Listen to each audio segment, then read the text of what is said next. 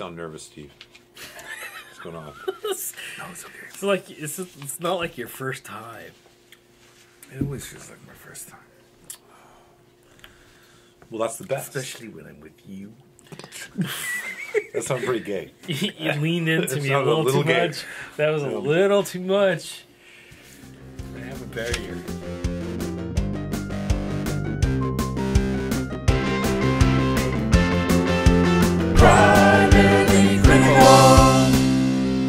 Hello, everyone, and welcome to Primarily Critical of Movies at an After Party. This would be it. If you have not seen this film, we suggest that you do so before listening any further. Because we got spoilers, trivia, and opinions like crazy, and we can't wait to share them. Good, bad, new, weird, gross, or just disgusting. We pass judgment on them all. Today, everybody has to dance to the tune of Money. My name is Steve. I'm here with John and Phil. this week's pick is The Irishman. Irishman. This was my pick. Have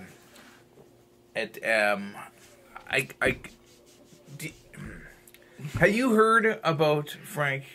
No, I hadn't. Sheeran. I never heard of him. You until never heard this of? movie. You never heard? I of had never heard of him. No. I had. You had. I had Wow. heard of him before. Okay. There was a documentary called The Iceman, All right. and it was about Frank Sheeran. He's like a pretty notorious murderer who never got charged with murder. Yeah. He was a hitman. A mob hitman. He was a mob hitman. Yes. And is this the character that De Niro plays? Yes. In this movie? It is. And it's based on a book, right? This movie's based on... I heard you paint houses. Yes. Yes. And that's code. It's code. Totally code. Okay, finish what you were going to say. You're going on about this. I was going to say there's a lot of code Oh. in this movie. Okay. Yeah, I don't know. Sorry. I don't know. It's all good. They call bombs candy. And did you catch that? A little bit, yeah. Yeah, they were trying to get rid of a whole bunch of cabs. Yes. So they started pushing them into the river, and they realized this is really hard work. And then Frank says, "Hey, have you tried candy?" And so That's right. they blow up the rest of them. Because he was in the war, right? Yes. World War II, I think. Most likely. Yeah. Yeah, the popular one. Popular one. Okay. Such a popular war. Well, this movie takes place over many decades, right? It does, yes. And then the big deal with this movie is the age progression and de-aging, yes. and the special effects and all the gizmos and magic Yes. they use to make De Niro, Pesci, and Al Pacino, etc. move through the decades. These guys are all over 70 years old in this movie, right? Well, Yes. at current age, right? Yeah. They're all like in their And they were 70s. trying to go back to, I think, their 30s or something is what they were 40s, trying, the early, 50s? Yeah, around there, late 30s. I wasn't sure about that. It's a good point. Like De Niro's shown in one scene, like in army fatigue. Yeah, That's the youngest. Yeah. Yeah. Yeah. They actually show him in World War II. So, sorry. How did that sit with you guys? The whole like look and the de-aging and all that. Because well, there was moments. I'll say what I think. I think there were certainly moments where I thought it was amazing. I go, holy cow, that's incredible that they can do that. But because these are such iconic actors, and you're so familiar with their age, we know how old they are, and we've watched them over these years. You're gonna be you're kind of looking for those things. I found like if it was unknowns, I probably would have bought into way more the younger age. Yes. Right? Sure. But because I know Robert De Niro is this old guy now, and now I'm looking, wow, they're really trying to make Robert De Niro look like he's that young. So now I'm being a little more hypercritical of the situation. And you do see some things like I think the biggest thing is just the flow of posture and stuff like that. Young people have a more fluid kind of movement that old people. Yeah. And I felt like they just looked a little more stiff and rigid in their movements that you wouldn't. Wasn't natural for their age. It wasn't natural for their age. What do you think, Steve? Oh yeah. When people are younger, they bounce around a bit more. Yeah. They have a lighter step. I made a note of this. It took me probably a good... Okay, this movie's long, right? We know that. I would like to officially apologize. I didn't quite realize how long, how big of a commitment I was asking. It's a commitment, yeah. But I'll say this. That's not terrible if you are watching it at home, streaming it off of Netflix like it was the way I watched it. So I took 3 days to watch this movie. Okay. And Yeah. I kind of liked it that way. Yeah. Right? If I was in the theater watching this, I probably wouldn't have enjoyed this movie like. Well, you would have missed something because you had to take a leak somewhere in there. Right, probably. but Yeah. it really I felt the same way with other epic movies like Lord of the Rings movies. Right, they're long, and then they did the release for home video, and it's even longer, director's cuts and so on. So, anyways, to get back to the feel of the movie, the way they de-aged people, it took me like a good hour into the movie where I kind of like got adjusted to the look and the feel. Mm-hmm. I don't know if that was for you guys. Yeah, there was initially jarring at first. Well, this ties to the point I was saying. Initially, they start out with Robert De Niro being really young, right? And that kind of was like, come on, like really, you want me to buy into this, right? It was hard for my brain, right? to take Robert De Niro now way back looking young, right? But I did adjust. I started buying into it, believing. By the end of the movie, by midpoint on, it felt okay. It worked. Yeah, it looked. It cool. did. It did. I didn't think about it. Right? I didn't think about all the magic. It just got into the movie more. That's right. It was done well enough that you can suspend your disbelief. Yeah. The opening scene, Robert De Niro is old, and he's talking. Yes, that's right. Yeah, and he's talking to somebody. And I assume it was the camera. I guess it was the camera because I wanted to know who he was talking to. But that was the whole point, right? You didn't know, and it strung you along. And we never find out, and they never expose who he's talking to. Do we? No, we don't. We don't. At the end, in those scenes, we do know who he talked to. He's talking to the priest. The priest is the guy that he's confessing to. Interesting. And he's in an old folks' home. And of course, the priest he's like this old guy, and do you not remember that? No, I do remember that. I felt like that was different scenes than his oldest scene. I felt he was not quite as old as he was in like the narration at the beginning. It's his oldest, right? It's the oldest we see him. Mm-hmm. I felt like there was scenes where he was talking to the priest in the old folks' home where he wasn't like, it wasn't the same set. Oh, is that right? Are you following? Yeah. Like I felt like it wasn't the same set as what he was narrating there. Maybe throughout the movie, isn't that what he's telling the priest? I thought he's just retelling his story. Maybe, and he's confessing, and at the end, I don't. Maybe know. that is the case. Yeah, that could be. I found out after researching a little bit. Charles Brandt is the guy that wrote "I Heard You Paint Houses," and he's the one that interviewed Frank Sheeran. Frank Sheeran, yes, and he's the one that pieced it all together and put it into a book. That's right. Yeah.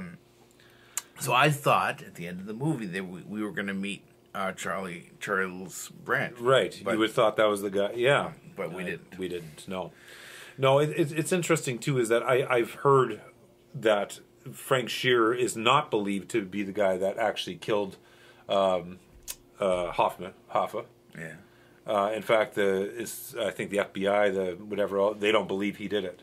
They actually believe he did this whole thing as he was getting low on money, and because of his connections and stuff, this was a way to get a lot of attention brought to him as the one who killed Hoffa and stuff. Because they actually went back where he claimed it happened. They went back, which was in that front door there of whatever, but it was apparently was similar in what his claim was. And apparently they went back there and took the DNA of the blood. There was blood there, but it wasn't Hoffa's blood and it wasn't Hoffa's DNA. Wow. So it was almost like he was trying to pretend that someone else he probably killed or something. Like, people, you can speculate with that. Was it that he remembered a place that he shot somebody else and now he's trying to change his story and say, that's where I killed Hoffa? Yeah. But it didn't, they don't believe he did it. So. Well, the way the movie plays it is De Niro does kill him. at this house, this predetermined house, and then they burn him, cremate him. Yeah. So how would you ever know past that point? Like, Yeah. and they look in the movie. It looks like they took precautions to make sure it was a clean execution site, and Well, yeah, the reality is And- that Hoffa's body was never found. that's the point, right? Yeah, So if so- it's cremated, yeah, it's not going to be found. Yeah. Did Hoffa to you in the movie? Like, I thought Al Pacino did a great job acting that Yes. role, and I don't know enough about Jimmy. I don't know myself, but didn't he seem like a good guy? And why, like? Well, or- there's a movie called Hoffa. Have you guys seen this? Yes, okay. He comes off a bit more skeezy. Yeah. Was that who acted it? Was Leonardo DiCaprio? Jack Nicholson. Jack Nicholson? No. Was it? Jack We're Nicholson. I mixing thought it was movies, Warren maybe. Beatty or something like that. Holy crap! This might Hoffa. warrant an Yeah, we might have to look this up. in podcast IMDb. It Yeah. looks like it is. Yeah, but I hear what you're saying. Jimmy Hoffa seems to be the good guy in this movie. A little bit, and like a little bit. Russell Buffalino tends to be the bad guy in this movie, Pesci. right? And But Pesci always has to answer to people above him, and we never really get to know about the people above him. well, he is a Right? boss. They call it he's a boss. He's Yeah. Oh, you're right. It was Jack Nicholson.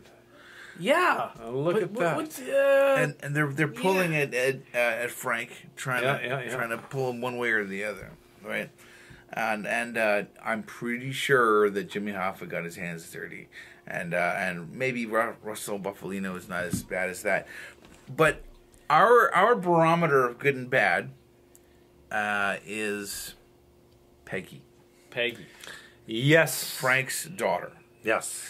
Peggy does not like Russell, and she does like Jimmy. Yes. Because Jimmy was very nice to her He was. growing up.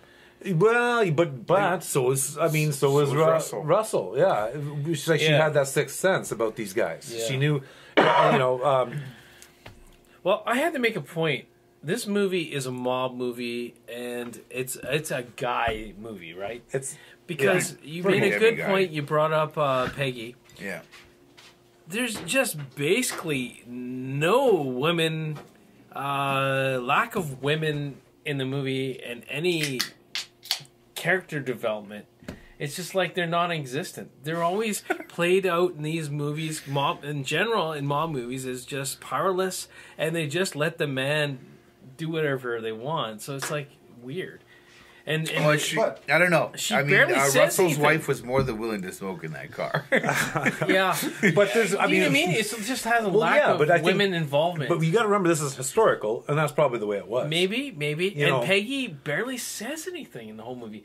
She ages with everybody, and she's like ghosted them, or just like She only had one line. The one Yeah, I think her right. one line was, "You're not going to call Joe." Right? She said, "You're not going to call Joe." And she looks disgusted at him. And then at that moment, she realized he killed him. Yeah, it's like she knew. Well, She knew, yeah. So Yeah. my thing was with it. any mob movie or gangster movie or biker gang movie, they're awful people. At the heart of it, they're just Well, sure. bad These are all people. scoundrels, and even Right? Hoffa. At the end of the day, he's a Sure, scoundrel. too. sure. You know, I mean, they're all scoundrels, and And I think Peggy's character is like, you're just all shit. You guys are all Yeah. just shit. I don't want anything to do with you. I don't want to talk with you. But lo and behold, this guy lives forever. yeah. yeah. He lives his. How old do you think he is at the end? I Did he don't even know, man. say? I mean, we could look him up, but yeah, His he's- 90s, I'm thinking. I mean, if you're the last of the mobsters of that era, you got to be damn old. Right? You know, and yeah. I thought that was kind of neat about this movie. At the interval, the FBI agent, they're sitting with him at the old folks' home. It's Yeah. like, okay, everybody's dead, my friend. Friend. You're trying to really sweet talk them. Like, Yeah, Look, they're all dead. They're all dead. You got nothing to protect. Just tell us. yeah. Tell us. And he still would. He still wouldn't say anything. I thought that was something, right? Like he's the literally he outlived them all.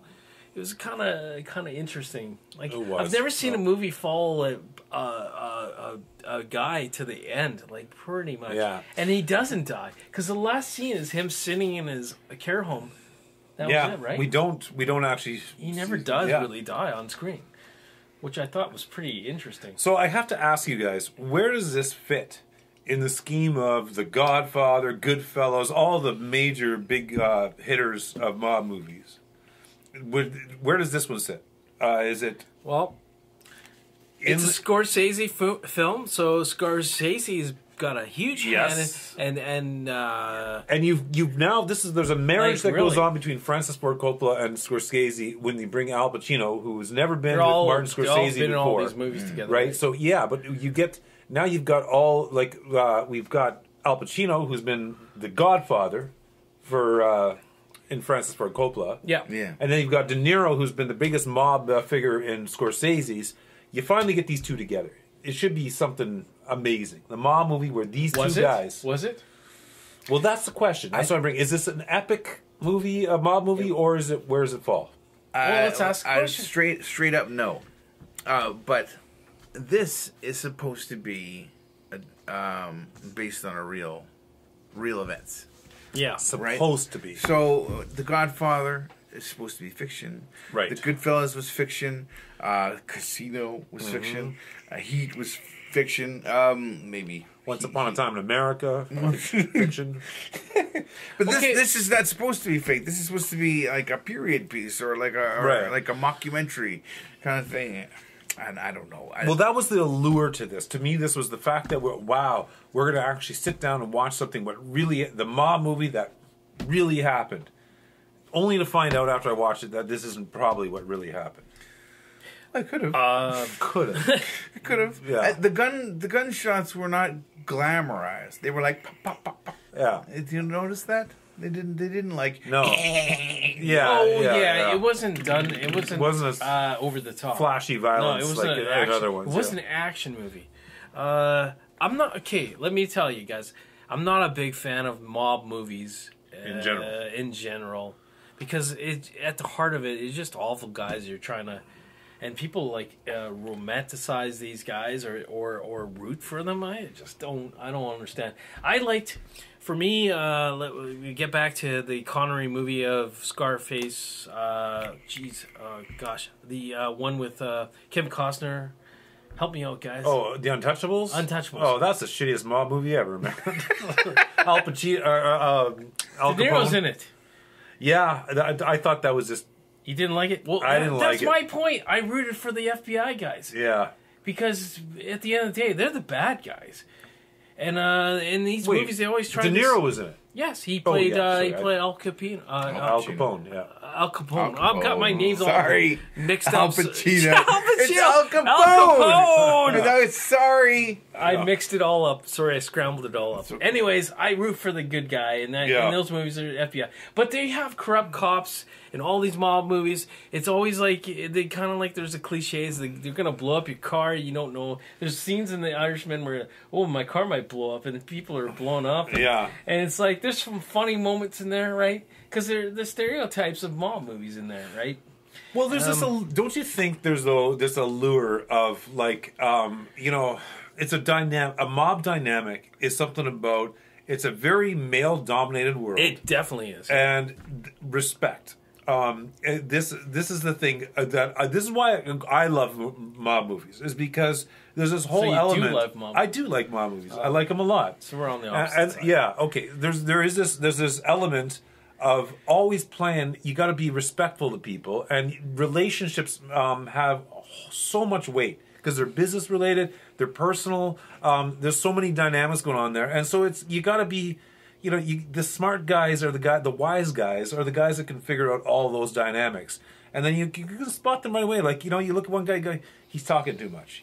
That's in mob world, the guy, he flaps his gums. His personality's not right for the mob because he's going to give away too much information. You know what I mean? Like, there's a dynamic that's interesting. Absolutely. Oh, definitely. Absolutely. Yeah. And they mix personal and business. Like, they have family picnics. That's right. And the entire time, everybody's watching to see who's where and who's talking to what. And so yes. And they show that a little bit. Sorry, I'm gonna. No. Go ahead. Russell Buffalino. Yeah. And they show a little bit of that, him playing the game, talking to 20 different people at once. Yeah. And all of them having private conversations. Yeah. It's just like passing money, giving money, taking money. Yeah. it's personal and business, but it's a weird line, you know, and only the mobsters at that time understood that way that dynamic worked, you know. Very fascinating stuff, you know. Fascinating.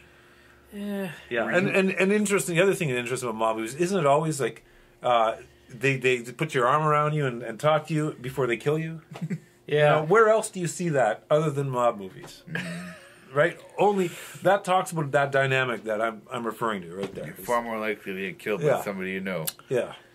Yeah, I always feel like it's always the same thing. You trust. You're supposed to have this trust. You're supposed to follow the code, and people just end up backstabbing each other anyways. It's true. I mean, it's ugly. At the end of the day, it's ugly. It's right? ugly. And historically, it turned out to be ugly. But you got to go back at that time. They didn't know where it was all going to lead. You know, every one of these guys were opportunists, and they believed that they would one day be maybe the king, or you know. Yeah. And so obviously, live and learn. The mob didn't last forever, but it's kind of neat to have that. You know. Okay. I don't know if you have any other notes or. I have lots of stuff to say. Oh, the more we talk, the more I want to say. It's a long movie, so we have a lot to say. But I gotta make a point here. And so, okay, we were talking earlier about the effects and the de-aging and stuff, and it was kind of jarring in moments. There's one scene, and I'll tie this in, like Joe Pesci's character at one scene looked to me like he was looking at De Niro's character. It was early on in the movie or so. He looked like it hit me like he was Gollum Smeagol from Lord of the Rings. Like, oh, my precious. Yes. Yeah. And then I got to thinking after watching the movie, the mobster thing was he got this ring and he gives it to De Niro's character later on in the movie. Oh my and God. like, oh my gosh, I'm tying in. There it is. It wasn't intentional, but this whole ring, Schmeagle, my precious. Yeah. And he's like, and there's the ring, and yeah. There's just one scene where he looked kind of Gollum like.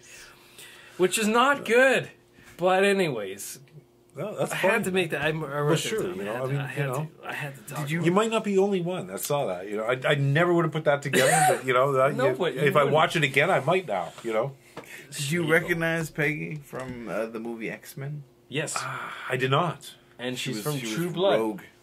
She was Rogue. True Blood. Oh, she's Stackhouse. Susie Stackhouse. It's the whole. She was Sookie. Suki. She was Sookie. Susie Suki. Yes. Wow. No way. And she's Canadian. I think she was actually born in Winnipeg. True stories. Really? All this is true. She won an Oscar. Actually, at the youngest person to win an Oscar. Nice. True story. Wow. Youngest person I did not know to win an Oscar is from Winnipeg. It's true. Female, I guess. Wait, she's from Winnipeg. Born in Winnipeg. I don't know wherever she lives now, but hey, I don't good job. You're This barely sounds in the like movie. He's this big. Nobody famous. Fact check it all. Fact check it all. It's Quit true. lying, Phil. It's true. It's all true. Winnipeg is such a backwater. Okay, if it's not true, comment. town. Comment on this if it's not true. But she's barely in the movie, and even if she still did a good job. Yeah, for a mute. But actually, apparently, For a mute. you know what? But apparently, I think she was picked for that reason because she acted in something where she didn't have any dialogue. Oh wow, she's picked because she She has expressive eyes. She has very expressive facial features. She's very good. She had a history of doing a movie where she did almost no dialogue. I think she did play a mute or something like that, and so they thought she'd be perfect for this part because she can give that, the death stare or the very True facial that, expression. Yeah, because there's and a lot she did of well scenes that, at the funeral. Yeah. There's stuff. Wow, yeah, yeah. Wow. good point. Steve, you said you had notes. Come I on, have notes. Bring them. I have. There's a community gun drop spot. Yes, the river. Somewhere. Where is this? I don't know, but let's go there. There's cars driving by all hours of the night just throwing guns into the water. You think they would just know that's the spot and just drag it? Or Well, look for guns after every time? watching that, it would flash in my head. I'm like, they say there's I can't remember what it is, but 5 guns for every American or something stupid like that. Yeah. Right? In the United States, I'm thinking, No, there's not. Well, They're all there. They're all in the bottom of some river somewhere. You know what I mean? Probably. They're probably off some bridge, you know? Keep in mind, when a lot of these things happened, there was lack of cameras. There was just, like, no way to know. So, yeah, you can throw your gun away. No one's going to attach you to anything. Because it's like, so hard now. It was killed so people. easy to get away with murder in those days. I mean, he literally walked up to people in front of people and just capped them and walked on, and it's so just direct. Just shoved a cap up in their ass. That's not the same. I remember. Okay, so Frank even said that. He's like, you know what? You get a piece fresh out of the box. Yeah. You use it once, and you throw it away. That's it. That's right. He said how you do it. That's how you do it. That's right. New gun, one murder, gun's done.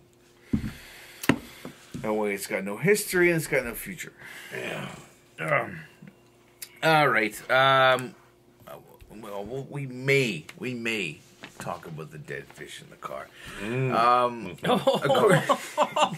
According to Deadline, before accepting the role of Russell Buffalino, Joe Pesci refused multiple times to come out of retirement in order to appear in this film.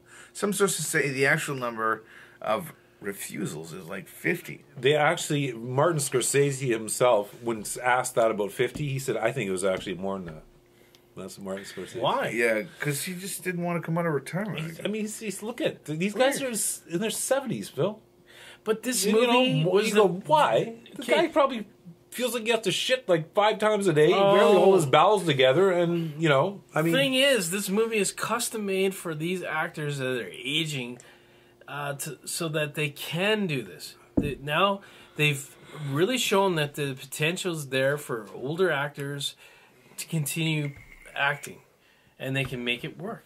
And it's only going to get better. I mean, if you have problems with the Irishman, the way it looked, or if it was odd and awkward, it's only going to get better. And you damn well know that they're going to eventually take dead people and put them into movies. True, CGI and make it work. Somehow, through magic, they're going to make it work. So this is just a tip of the iceberg. It's true, but that's different. I mean, at 70 years old, and I'm not kidding, your bowels can actually rule your life at that age. Like, you can laugh, it's a joke, but I'm not kidding. A lot of people, their bowels rule their lives at that age, right? It's very difficult to get out. Well, it's very, true story. Yeah, it's true. So, I feel like this is the end of maybe the last movie for these guys to squeeze out for a mob movie. Maybe I'm wrong. It is. But, I think good on Pesci to come back for one more kick at the mob can. Amazing. Whatever you think of this movie, whatever you think, whether you like it, hate it, or not, you got to give admiration to the fact that you got all these guys. Back. Al Pacino, Joe Pesci, Robert De Niro. These are the biggest names in mob movies, and here they are in their 70s, and they're doing it, and they actually pulled it off. Cheers. Directed by Martin Scorsese, no less. So cheers. Harvey Keitel even was in there. The gang was back together. Crazy town. Yeah. I'll take the next one. Now, Gandolfini, what's his name? James he's the only guy that, if he was alive... Sopranos. Yes. If he was in this movie, wow. Yeah. Wow. Wow. Well, wow. Maybe in the future. Yeah. Maybe they'll with CGI. resurrect him somehow. Who wants to read this next The piece? Irishman took 106 days to film. This is the longest shooting schedule in Martin Scorsese's career. Wow. Wow. Yeah. Wow. Wow. Wow. Wow. Whoa. Whoa. Well, I don't know what to say about that. Next. Oh, God. Wow. We just dated ourselves really bad there. Yeah. When Frank Sheeran says, 3 can keep a secret, if 2 of them are dead, he is quoting... Who? You guys want to guess? We got it in front of us. Yeah. Well, Ben. Good old Ben. wow, you got it right. Yeah. Ben Franklin. Benjamin Franklin. Yeah. Okay. There you go. I'm glad I know that. Because Yeah. otherwise I would have given credit to the writer. Well, and I've heard I've heard that many times before in my life. I've heard people say that. Yeah, it's a good saying. Yeah, but now I know it's from Benjamin Franklin. So there you go. 3 people can keep a secret if 2 of them are dead. Yeah. I heard "you paint houses" was the first words Jimmy Hoffa ever spoke to Frank, the Irishman Sheeran. On the Tonight Show, Robert De Niro remarked that the term along with I also do my own carpentry work, refers to both the hit and the cleanup. Yeah. Yeah, code. Yeah. Just So- like Code. Candy and... So according to Frank Sheeran, he painted Jimmy Hoffa's house, but he did not do the carpentry. there you go. There you go. Oh. That's it. True. Wow. According to him. According to him, Yeah. there's a lot of funny talk. Yeah. Yeah. Well, I mean, you know, and I think this had to be because they were, well, they would be on the phone, on the pay phones and shit like that. They would do it back in the day, right? But, you know, they wiretap this shit, so you have to talk and, you know. Guy talking cool. Yeah. All right, guys. I have one note I didn't bring up. Oh, I thought okay. at the very end of the movie, they're in prison together, right? Yeah. Okay, and they're old as fuck. Yes. Yeah. It was a very sad scene. And very sad. Yeah. They're bowling, like they're Yeah. playing prison bowling or something. Yeah. It's a game they made up with some bowling balls. And they're literally like, I can't One. believe they're not like dead or whatever. And did you think at one point De Niro might have offed Pesci's character? And when he had a moment, because he felt guilty about killing off Hoffa. Did that and he was occur to mad you? that, but I don't think he. And- no, but- it didn't occur to me because I'm not. Well, I'll tell you why it didn't occur to me is because he was. Frank knew that Pesci's character, what's his name, Russell, wasn't the one that made that decision. I mean, Okay, sure. right? And Sure. and Russell was trying to help. Russell understood the pain that Frank would go through with the hit and all that stuff. He knew that, but there was no, you know, there was nothing Russell could do either. It's not like Russell was the ultimate. He could have stopped what was going to happen to Hoffa. Hoffa dug his Yeah. own grave, and Russell said as much to Frank, and Frank understood that. That's true. But wouldn't it have been something like in the prison scene, just that these old guys, they shot him. some guys, it would be so easy for him. You just like knife them, and you know, it'd be like old guy prison shiv. Well, he add a whole bunch of years to his sentence. Like, I think Frank. What does that matter? Like, They're going to die in nothing prison anyway. matters. You know? Frank Sheeran died a free man. Just for the record. He did, right? He did. Yeah. He did. He And he got a did. chance to visit with his daughters before he died and everything. True that. See, Frank is a true sociopath. He did not feel anything. Yeah. I think he At all. did. He felt like, I think, well, maybe you're right. Maybe he didn't. I mean, the movie, they certainly portrayed him choked up over having to kill.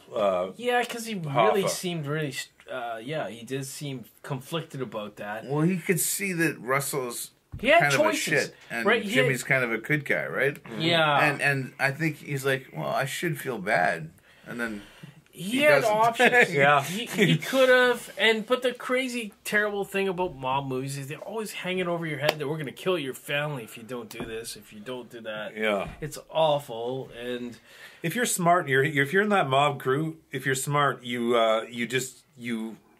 do what you have to do. Like it's And not. that's what he did, You don't I guess, question right? it. You don't sit there Right? and go like, "Hey, no, I don't think we should do that to the uppers." You're destined. and that's what Just he tried like to that, explain you to know? one of his daughters. He tried to say, "I had to do what I had to do to keep you guys safe." Yeah. All these years, he didn't understand, and it really cost him. Right, he lost his relationship with his daughters, Yeah. his family, and well, I and mean, these guys are all sociopaths and your stuff. Yeah. I mean, I think they're all pretty. that's what makes them good at it.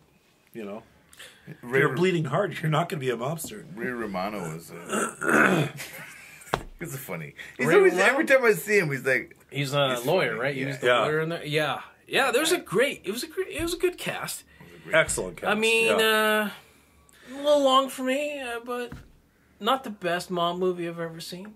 Not the best, and I wanted it to be the best mom movie I've ever seen because of just the history, the people involved in making this project, Yeah. the fact that it was based on a true story, all the ingredients. Just I wanted this to be a home run of home runs for mob movies. I wanted this to be the epic mob movie of all time, and Fell short.